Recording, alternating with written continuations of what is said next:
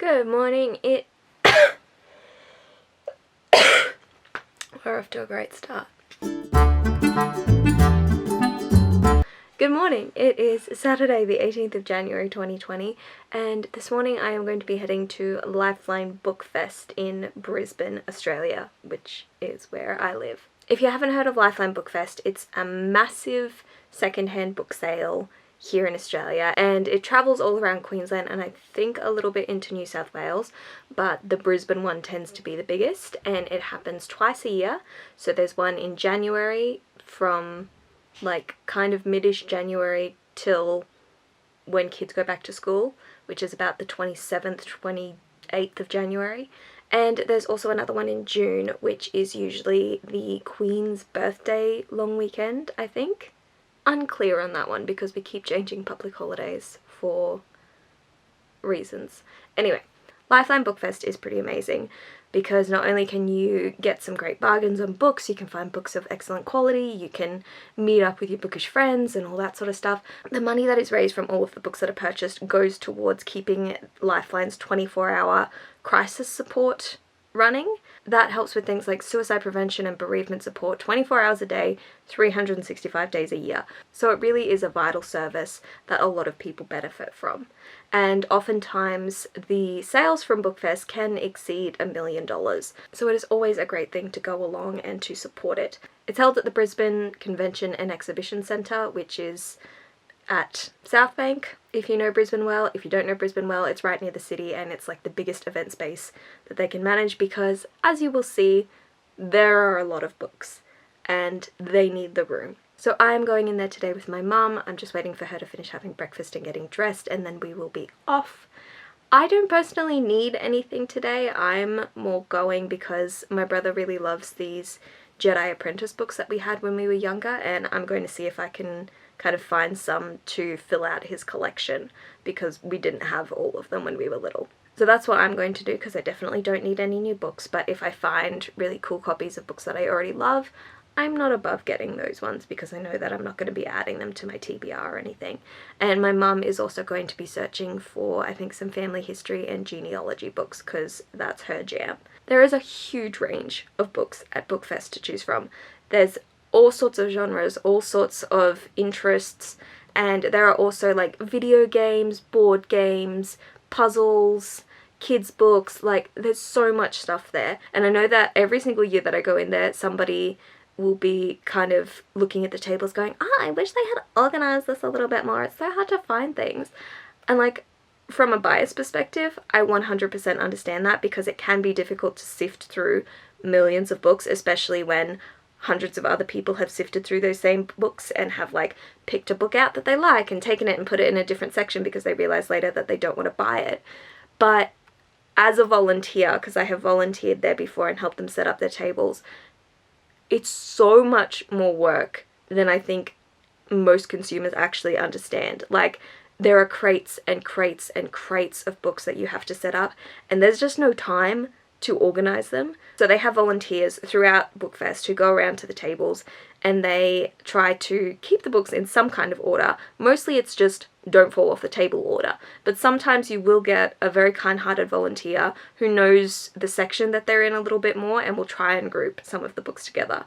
But if you go to Bookfest and you expect it to be exactly like browsing through a normal bookstore and everything's in alphabetical order and all that sort of stuff, that's not the case. Part of its charm is that Bookfest is like a treasure hunt and you can look through there 100 times and then still find something new and interesting for yourself, especially because they fill all of their tables with books, and then at the end of the day, when people have bought books and there's more room on the tables, they then unpack more crates and they put things out. So there's something new there almost every single day. It's free to enter, by the way. You do have to pay for parking if you are parking under the building, but there is public transport around there. So if you want to catch a bus or something, you can 100% do that. The only thing that you should probably be cautious about with that is that if you're going there with no limit or no specific list of books that you want to find and you are tempted to buy more books, it will be heavy. So a lot of people take those granny trolleys or really big suitcases or something like that just in case they feel it. They usually do.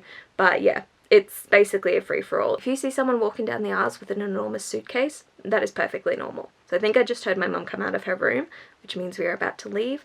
And I have an empty backpack, a water bottle, some snacks, my phone just in case, and some hand sanitizer, because yeah, with dust and like other people's hand germs, your hands can get a little bit dirty. Some people bring gloves, I don't have gloves, but yeah, those are the essentials. And also comfy walking shoes, which I am already wearing. So I am going to head off to Lifeline Bookfest and I will show you around a little bit.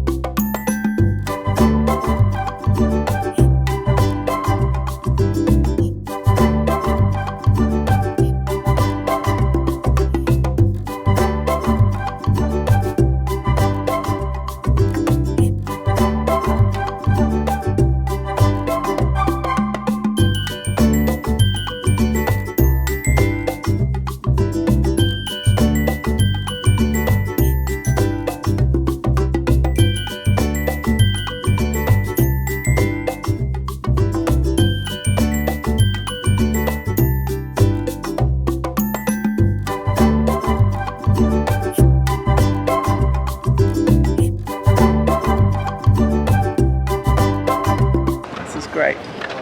How many have you got in there, Shane? I'm thinking I've lost count. Doing sorting corner.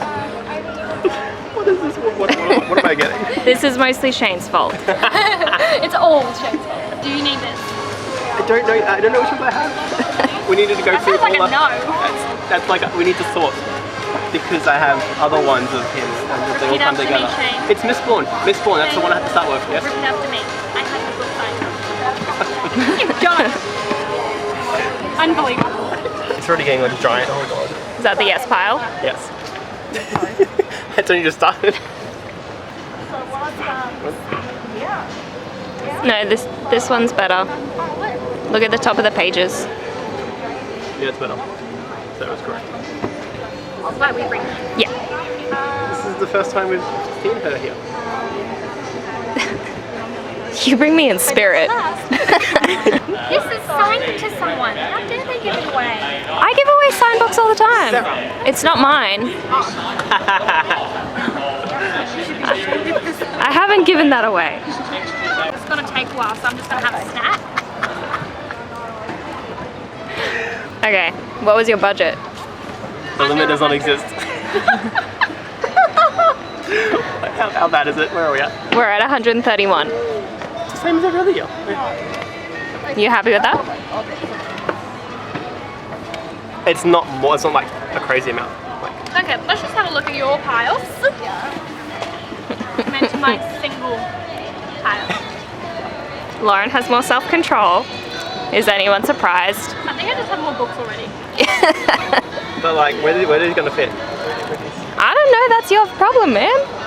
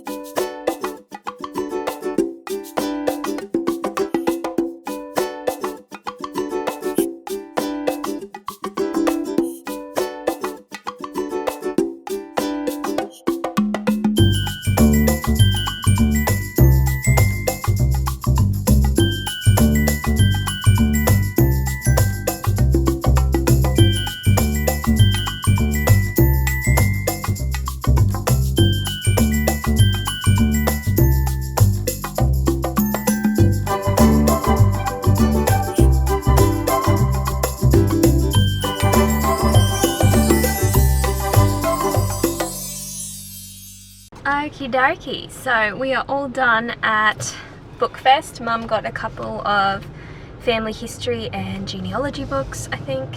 And I only got 2. They were both from the $2.50 section, so I only spent $5 all up.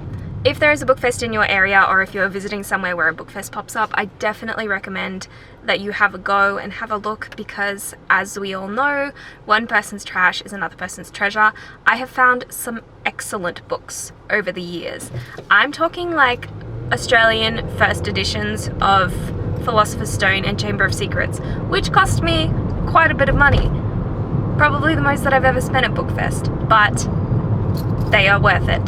So I definitely recommend it. They were in like the cabinet with the expensive purchases. They weren't just like finds that I made amongst the $2.50 section or something. That would have been ridiculous. But yes, you can find some amazing things there. And I hope if you do visit that you find what you were looking for, or you find something equally amazing in the treasure hunt.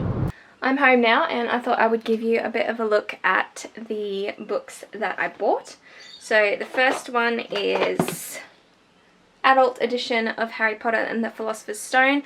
I did already have a copy of this.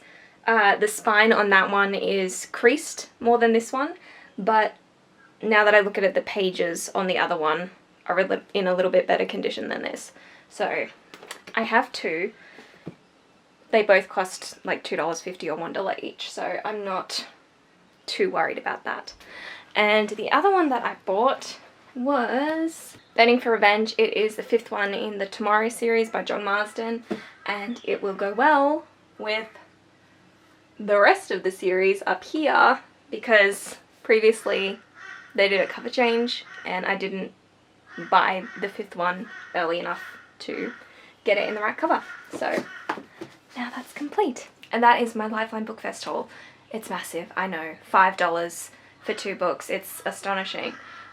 I'm doing a lot better, because a few years ago, like when I first started Bookstagram and all that sort of stuff, I would just stock up on books, and that is how I got my TBR out of hand. Because I was like, these books are amazing, this is such a great deal, I'm gonna buy all the books. And I had serious regrets. So the books that I got today are books that I have already read, and were just to like round out my collection or to replace another book in my collection. I may end up going back there at some point, because it lasts for 10 whole days in January, and it's not too far from my work, so I could feasibly go back there on my way home one day and just have a look and see if they have anything new out. But for the moment, that is what I've got. Thanks for coming along on this little vlog. I hope you've enjoyed it. I hope one day you get to go to Lifeline Bookfest and experience it for yourself, and I will see you next time. Bye!